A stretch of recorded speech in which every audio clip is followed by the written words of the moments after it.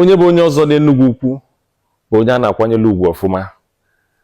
Ọzọ Enugu Ukwu dị bụọ inwe ike chi ogwe ọzọ. Mana nke kachasị n'ife gbasara ọzọ bụ ọzọ mkpu Enugu Ukwu na Umuori.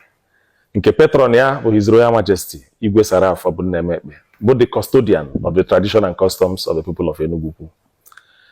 Before ichi ọzọ n'Enugu Ukwu, ị ga-ejegoro na village gị mee ife a na-akpọ nze.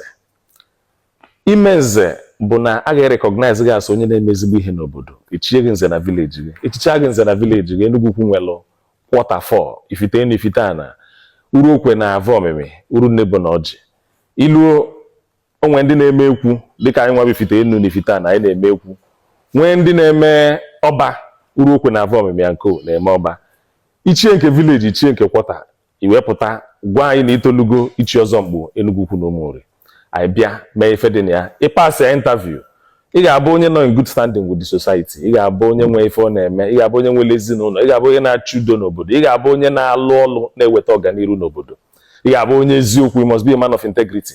Ị bịazịa gwa anyị, ị pass ya interview, ị mee ife ị kwesịrị ime wee chi ọzọ. And ị bịa ọzọ Enugu Ukwu bụ ọzọ Enugu Ukwu na Umuori.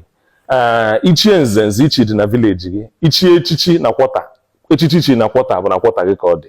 Yeah, for example, nchi ekwu nze n'isi onye, ekwu nze n'isi onye ka ọ bụ. So si ha na-akpọ Enugu Ukwu na Umuori bụ ọzọ mkpu, ichi ọzọ mkpu, ọ bụla Enugu Ukwu na Umuori. Ọ bụkwa na His Majesty weze Enugu Ukwu na Igwe Umuori n'anya fụ na na-eme ezigbo ihe n'obodo, kpọọ gị ka ekpunye gị nkata ukwu n'isi. Enugu Ukwu gbaka aka kpunye gị nkata ukwu n'isi. Ịzawakwa afọ ọbụla echi gị ebe awa a na-etinyekwu Enugu Ukwu na Umuori. Ihe ndị a niile na-adị mkpa ka a na-akọwa ya ka ndị be anyị wee na-aghọta, ka ndị Igbo wee na-aghọta. Nkata ukwu a na-ekpu n'isi abụrụkwa ọzọ mkpu. Na edresi na ọzọ mkpu. Ị na-anya efu atali dị m n'ụkwụ, ị na-anya efu peteli, ị na-anya efu aka nyi, ma nke aka, ma nke ụkwụ, ma nke onu. Ị na-anya efu na akwa anyị na-edeli ọzọ Enugu Ukwu na Umuori. Ị na-anya efu na anyị nwere ego iru.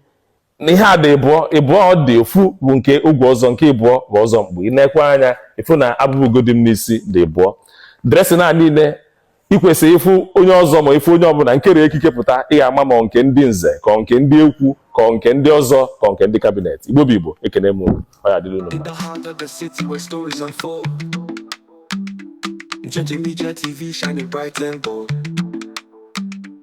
Bringing news from the corners of the globe, connects us together no matter the road.